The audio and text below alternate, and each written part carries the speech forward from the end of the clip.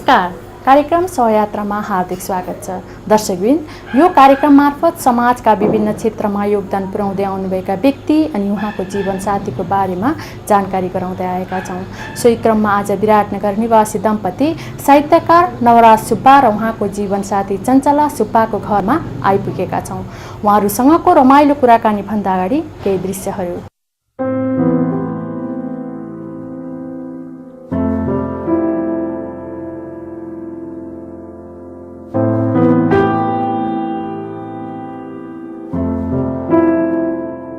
साहित्यकार नवराज सुब्बा नरमाया तथा आइतराज सुब्बाका जेठा सुपुत्र हुनुहुन्छ। 2018 सालमा ताप्लेजुङ जिल्लाको आठराई हाम्पाङमा जन्मनुभएका सुब्बाको विभिन्न ठाउँको बसाइसँगै 2051 सालदेखि विराटनगरवासी हुनुभयो।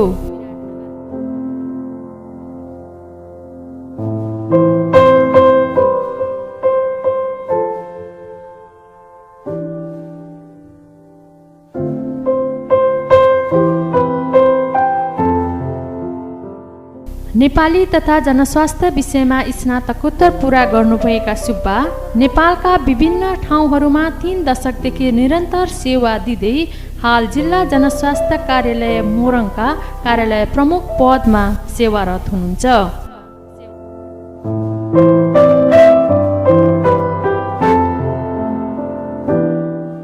स्कुले जीवनदेखि नै लेखन क्षेत्रमा समर्पित सुब्बाका कविता सङ्ग्रह 3, गीत सङ्ग्रह 1, निबन्ध सङ्ग्रह 1 तथा जनस्वास्थ्य सम्बन्धी पुस्तक 3 कृतिहरू प्रकाशित छन्। त्यसै गरी गीती एल्बम 3 साथै भिडियो एल्बम 2 वटा पनि हामी माझ आइसकेका छन् भने मुक्तक तथा निबन्ध सङ्ग्रह साथै देशभक्ति गीती एल्बम पनि प्रकाशनको अन्तिम चरणमा पुगेका छन्।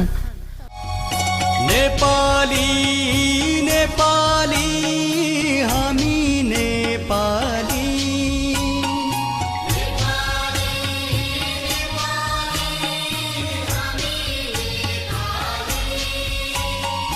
मधेसी होस् या जनजाति हामी नेपाली, दलित होस् या तागाधारी हामी नेपाली।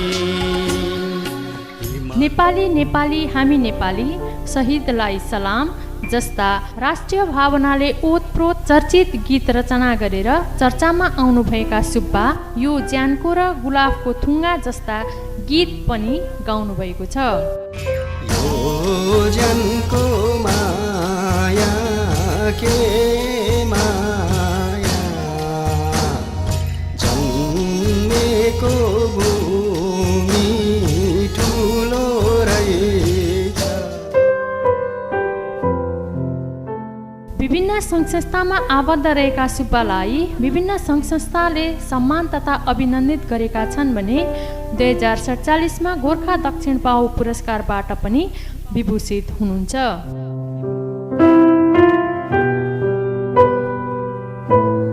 सुशील कन्या चञ्चलासँगको 2 वर्षको प्रेम सम्बन्धपछि 2040 सालमा विवाह बन्धनमा बाँधिनुभयो सुब्बा। 2023 सालमा जन्मनुभएकी चञ्चला स्वर्गीय दम्पति दक्ष कुमारी र रामबहादुर श्रेष्ठकी जेठी सुपुत्री हुनुहुन्छ। एसएलसी सम्मको अध्ययन पुरा गर्नुभएकी चञ्चला घर परिवारको हेरविचार मात्र सीमित नभई श्रीमानको साहित्यिक तथा साङ्गीतिक क्षेत्रलाई निरन्तरता दिन हौसला प्रदान गर्दै आउनुभएको छ।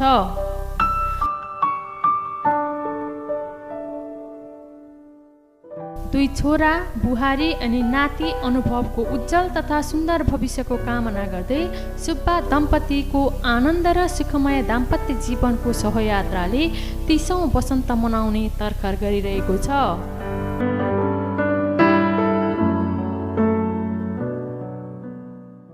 नमस्कार। नमस्कार। कार्यक्रम सहयात्रामा यहाँलाई हार्दिक स्वागत छ। यो कार्यक्रमभरि यहाँको व्यक्तिगत तथा सामाजिक जीवनको बारेमा हामी कुराकानी गर्दैछौँ। सर्वप्रथम यहाँको व्यक्तिगत जीवनबाट कुराकानी अगाडि बढाउँदै नवराजी, यहाँको दैनिक जीवन चाहिँ कसरी अगाडि बढिरहेको छ?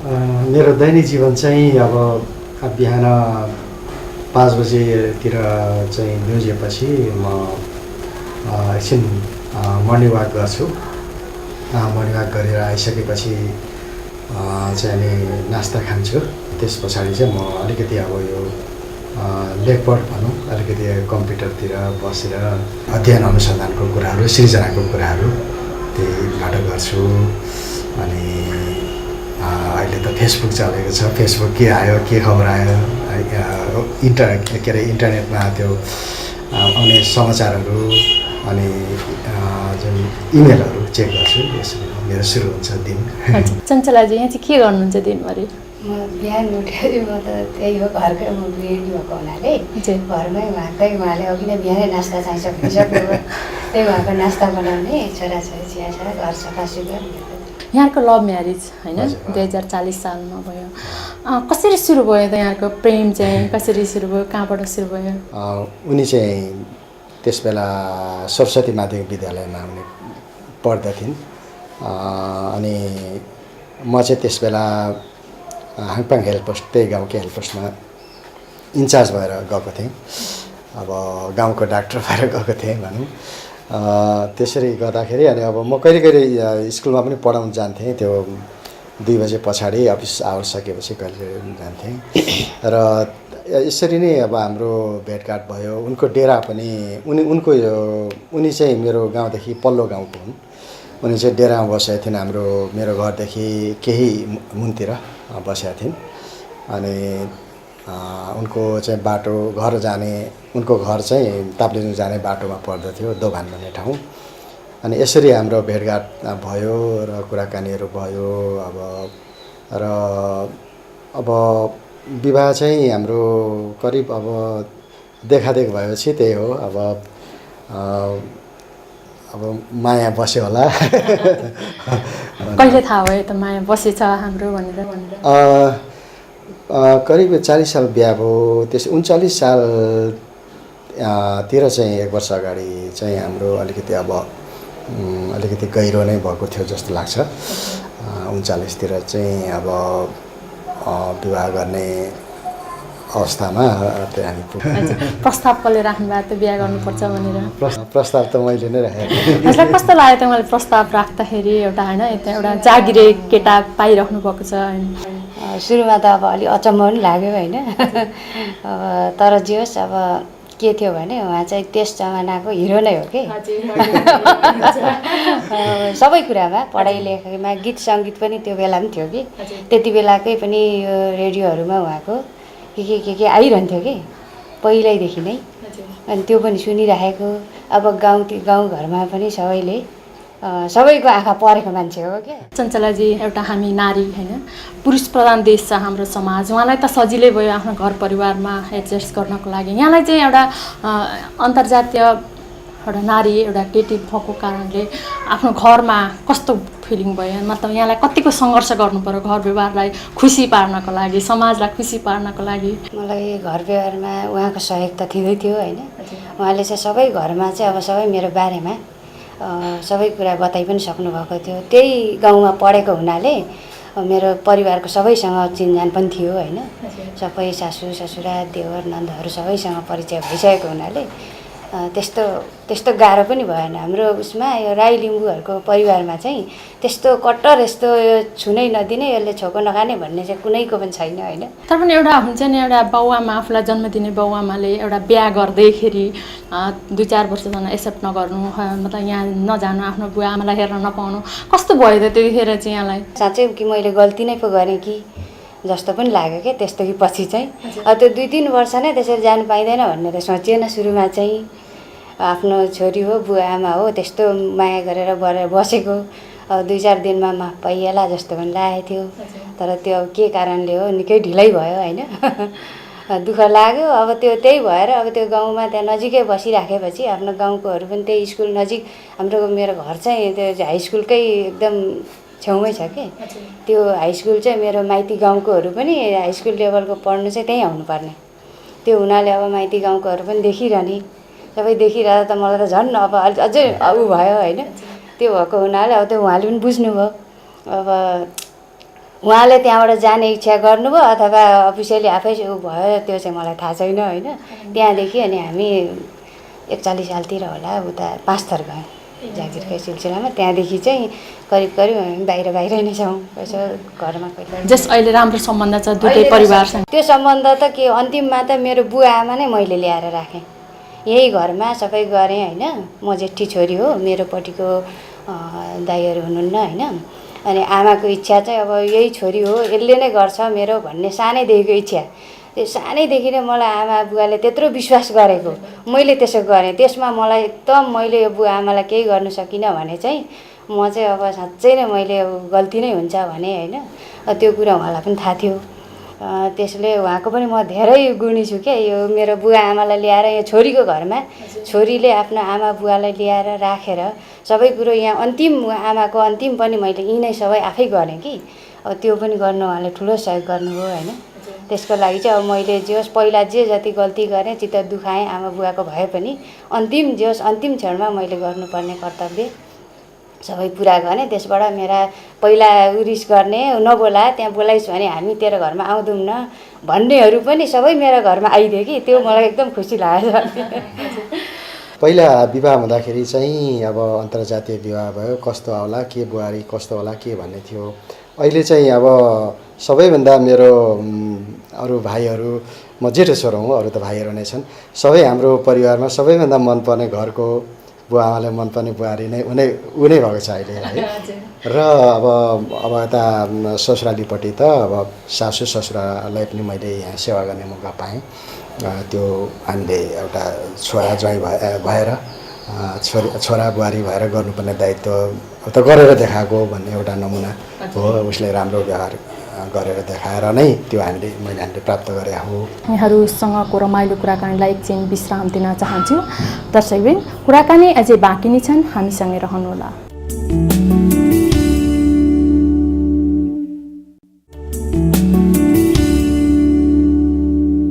दर्शकबिन, कार्यक्रम सहयात्रामा पुनः स्वागत छ।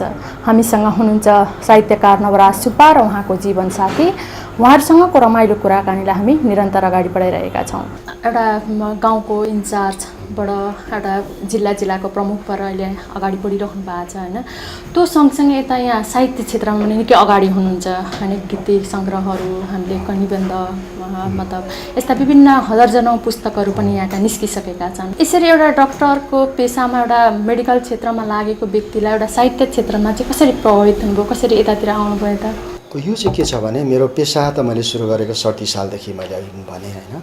तर मेरो यो साहित्य भनौँ अब गीत सङ्गीत क्षेत्र चाहिँ मैले धेरै अगाडिदेखि मेरो स्कुले जीवनदेखि नै मैले यो सिकेको र यो रहरले चाहिँ मैले यसलाई अँगालेको मेरो हब्बी नै हो। यहाँ एउटा गीतकार सँगसँगै गायक पनि हुनुहुन्छ। यहाँले गाएका गीतहरू गुलाफको थुङ्गा, यो ज्यानको होइन भनेर विभिन्न गीतहरू पनि रेकर्ड गर्नुभएको छ। तीमध्ये एउटा गायककार हुँदा र एउटा गीतकार हुँदाको अन्तर चाहिँ कस्तो पाउनुहुन्छ आफूलाई? मलाई एउटा के छ भने, गायककार भइसके आफू जब गीत गाउन सकिन्छ अथवा आफू गीतकारमा एउटा सङ्गीत सम्बन्धी चेतना छ भनेदेखि चाहिँ त्यो आफ्नो गीतलाई चाहिँ गाउनु लगाउँदा अथवा सङ्गीत गर्न लगाउँदाखेरि आफूलाई चित्त बुझाउन धेरै गाह्रो पर्दो रहेछ। मेरो कतिपय गीतहरू म गाउन लाउँछु, सङ्गीत गर्न लाउँछु, मलाई चित्त बुझेन भने म त्यसलाई अगाडि बढाउन दिन्न।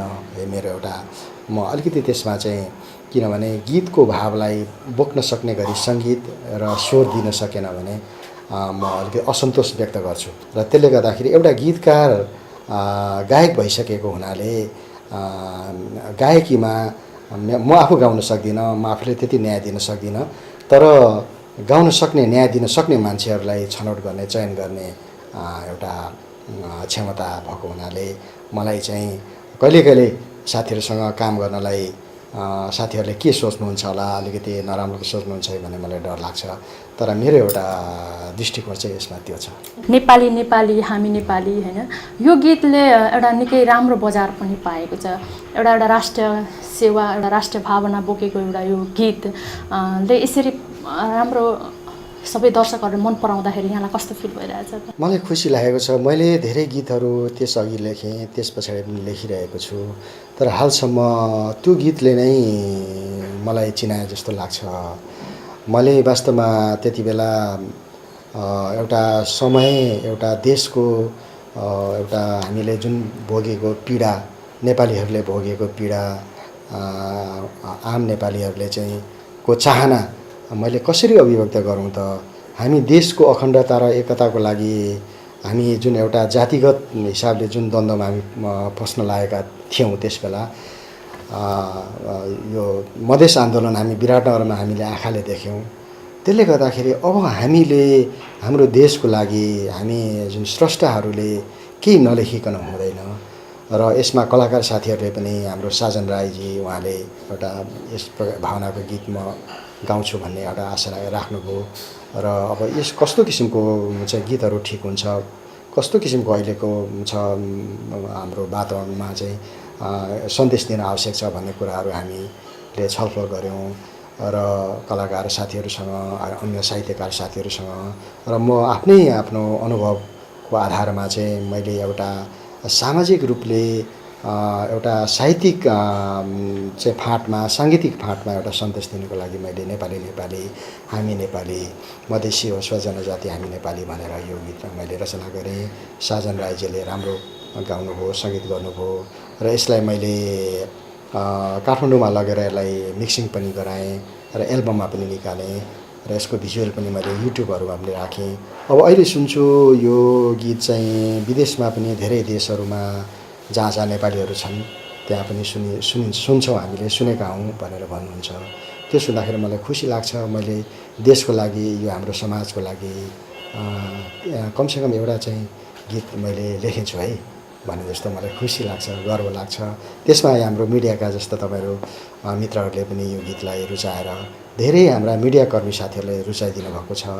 अन्य चाहिँ अब सञ्चारकर्मी लगायत अन्य कला जगतका साथीहरूले मन पराइदिनु भएको छ। उहाँहरूको सबैको सहयोगले गर्दाखेरि यो गीत चाहिँ जिउँदो भएर आयो। यहाँहरू सबैलाई म धन्यवाद पनि दिन चाहन्छु। हजुर, यहाँले यति धेरै गीत रचना गर्नुभएको छ होइन, कवितासँग, यति मध्ये चाहिँ सबैभन्दा आफूलाई आत्मसन्तुष्टि भएको गीत अथवा कविता? आत्मसन्तुष्टि हुने गरी चाहिँ अझै पनि मेरो अब धित मरेको छैन, म लेखि नै राखेको छु। मैले अझै पनि राम्रा गीतहरू, राष्ट्रिय गीतहरू अझै लेख्नुपर्छ भनेर म लागेको छु। अहिले मैले भर्खरै एउटा हामी पहिले नेपाली अनि मात्रै अरू, देश टुक्रिन दिँदैनौँ, ज्यान दिन्छौँ बरु भन्ने भावनाको राष्ट्रिय गीत पनि हामीले रेकर्ड गराएको छौँ। अब यसमा पनि मलाई अहिलेको समय सापेक्ष रूपमा भएको हुनाले देशको लागि एउटा नेपालीले नेपालको लागि गर्नुपर्ने कर्तव्य यो हो भनेर चाहिँ म यसमा यो गीतको लागि चाहिँ यसमा पनि म सन्तुष्ट नै व्यक्त गर्न चाहन्छु। र मैले अन्य कविताहरू जस्तो जीवन मेरो शब्दकोशमा भने मेरो पहिलो कविता सङ्ग्रह हो। बाँकी दुईटा भन्दा ती मैले सिक्दाखेरि लेखेका मेरो 30 वर्ष अगाडि लेखेका कविताहरू त्यसमा छन्। ती कविता राम्रा भए पनि नराम्रा भए पनि जब प्रकाशित भए मलाई साह्रै आनन्द आयो र मलाई लाग्छ मलाई एउटा गीत, एक दुईवटा कविता, एक दुईवटा गजल ले नै चिनायो भने पनि ठिकै छ। म लेख्नु त म लेख्छु, मलाई चिनाओस् म नामी हुँ, म चाहिँ प्रसिद्ध हुँ भनेर लेखा पनि होइन। मलाई चाहिँ ठुलो कवि, ठुलो गीतकार बनाऊ भनेर लेखा पनि होइन। तर अब गर्दै भन्दै जाँदा कसैको मन चित्छ र उहाँहरूले चाहिँ रुचाइदिनु हो भने त त्यो मेरो अभाग्य हो। यसले त मलाई हौसला नै दिन्छ, मेरो यात्रा रोकिँदैन, निरन्तर रहन्छ भन्ने नै मैले चाहिँ यसलाई त्यो रूपमा ग्रहण गरेको छु। चञ्चलाजी, यहाँको श्रीमान होइन यति व्यस्त हुनुहुन्छ, यता रचना गर्नलाई पनि उत्तिकै समय दिनुपर्ने हुन्छ, अफिस जानु पऱ्यो, एउटा समय त्यसरी बाहिर त्यति खर्च गर्नुहुन्छ, तर यहाँको लागि चाहिँ कतिको खर्च गर्नुहुन्छ त? पहिला चाहिँ मलाई त्यो अलिक खट्किन्थ्यो होइन, कति यतिकै अफिस भन्यो, यतिकै काम भन्यो, व्यस्त अब पहिला हुँदा चाहिँ। अहिले चाहिँ अब छोराछोरी, छोरा बुहारीहरू घरमा भएको हुनाले तपाईँ जे गर्नु अब मैले तपाईँ अब सुरुमा सकिन्छ कि भनेर अलिअलि कोसिस पनि गरेँ होइन। तर अब नसकिने रहेछ उहाँ चाहिँ अब यो चाहिँ लाइन चाहिँ यो नछोड्ने, बरु मलाई छोड्नु तयार हुनु होला, यो लाइन छोड्नुहुन्न, त्यो कुरा मैले बुझिसकेपछि अब यसमा मैले समर्थन गर्नै पर्छ भनेर छोड्नेसम्म स्थिति आयो। कसरी बुझाउनुहुन्छ मलाई चिन्ता? अब यो चाहिँ मैले अब जवाब दिनु मलाई एकदम धेरै समय लाग्छ। यो एउटा मुक्तक लेखेको छु, यसले नै जवाब दिन्छ जस्तो लाग्यो है। उनलाई मेरो कम्प्युटरसँग अलि रिस उठ्छ, मलाई उनको टिभी सिरियलसँग रिस उठ्छ। बिहा गरेको यहाँको 29-30 वर्ष भइसक्यो, एउटा दाम्पत्य जीवन सफलताका साथ अगाडि बढिरहेको छ। यतिका वर्षसम्म आउँदाखेरि उहाँको सुधार्नुपर्ने बानी चाहिँ केही छ कि त्यस्तो? सुधार्नु पर्ने बानीहरू सबै सुधारिसकेँ होइन। त्यस्तो छैन। अब चाहिँ अब अलिकति उमेर पनि हुँदै गयो, अलिकति आफ्नो स्वास्थ्यको ख्याल राख्नु। मलाई डायबिटिज छ। अब म 1 महिना 1.5 महिनामा गएर जचाउँ भन्छु, त्यो मान्नुहुन्न। चाहिँ एकदम मनपर्ने बानी नि त। मनपर्ने बानी उहाँले अब जो भनेपछि पुर्याइदिनुहुन्छ कि जे पनि। अनि यहाँले आफ्नो श्रीमतीको वर्णन गर्नुपर्दा नि उनको राम्रो पक्ष नै धेरै छ होइन। अब उनको सबभन्दा राम्रो पक्ष चाहिँ के छ भने सहनशीलता छ। उनी अरूले भनेको कुराहरू उनीहरूलाई कसैले आफूले प्याचा फर्काइहाल्ने त्यस्तो उनको छैन। खानपिन पनि उनको बनाउने तरिकाहरू राम्रो छ। एकाथरीका मान्छेहरू भन्छन् होइन, प्रेम विवाह त्यसमा पनि अन्तर्जातीय विवाहहरू चाहिँ बिचमै असफल हुन्छ भनेर। तर यहाँको एउटा सफल दाम्पत्य जीवन हामी एउटा उदाहरणको रूपमा यहाँ लिइरहेका छौँ। त्यस्ता भर्खरै अब प्रेम विवाहमा जो अन्तर्जातीय विवाह गरेर अगाडि बढिरहेको दम्पतिहरूलाई चाहिँ केही सन्देश दिन चाहनुहुन्छ कि? वास्तवमा यो के छ भने विवाह चाहे एरेन्ज म्यारेज होस् चाहे लभ म्यारेज दुइटै होस्, त्यसमा तनाव दुइटैमा उत्तिकै हुनसक्छ। अब त्यही हो, एरेन्ज म्यारेज गरेको छ भने परिवारको अन्य सदस्यहरूले पनि सहयोग गर्छन् भने लभ म्यारेजमा चाहिँ अब खुचिङ भन्ने कुरा पनि आउँछ होइन। तर जे भए पनि आफू जुन दुईजना जुन श्रीमान श्रीमती नै समझदार हुनुपर्छ। वास्तवमा विवेकले काम गर्नुपर्छ, एक अर्कालाई मद्दत गर्नुपर्छ। किनभने अब हामीले चाहिँ पूर्वाग्रहहरू सबै बिर्सेर उसको माइतीका कुराहरू, उसका व्यक्तिगत कमजोरीहरू एक अर्कालाई अब गाली गरे पनि अथवा आलोचना गरे पनि आखिरी सम्झौता चाहिँ गर्नु पर्यो। र समाजले अथवा आफ्नो परिवारको कुनै सदस्यले हामीलाई चाहिँ अन्तर्जातीय विवाह गरेकोमा एउटा शङ्काको दृष्टिले हेरे पनि त्यो केही होइन। तर जेमा पनि अब बुझ्नु पनि पर्यो सुरुमै। यहाँहरूको व्यस्त समय हामीलाई दिनुभयो। मकालु टेलिभिजन सहित सहयात्रा टिम यहाँलाई धन्यवाद ज्ञापन गर्दछ। हस् त, यहाँलाई र मकालु टेलिभिजन परिवारलाई पनि धेरै धेरै धन्यवाद छ। हाम्रो अन्तरङ्ग कुराहरू, दाम्पत्य जीवनको बारेमा धेरै कुराहरू चाहिँ राख्ने अवसर प्रदान गर्नुभयो, त्यसको लागि धेरै धेरै धन्यवाद छ। सर्वप्रथम त मकालु टेलिभिजनलाई नै धन्यवाद दिनु पऱ्यो। हाम्रो अब आफ्नो 30 वर्ष अगाडिको कुराहरू सम्झाइदिनु भयो होइन। हस् त, यहाँहरूसँग बिदा चाहन्छौँ। नमस्कार। दर्शकबिन, कार्यक्रम सहयात्रा यहाँलाई कस्तो लाग्यो? यहाँको सल्लाह सुझाव अनि प्रतिक्रिया sahayaatra8makalu.tv.com.np मा पठाउन सक्नुहुनेछ। अर्को साता अर्को नयाँ दम्पति लिएर उपस्थित हुने नै छौँ। तबसम्मको लागि सहयात्रा टिमलाई बिदा दिनुहोस्। यहाँको साता शुभ बितोस्। नमस्ते।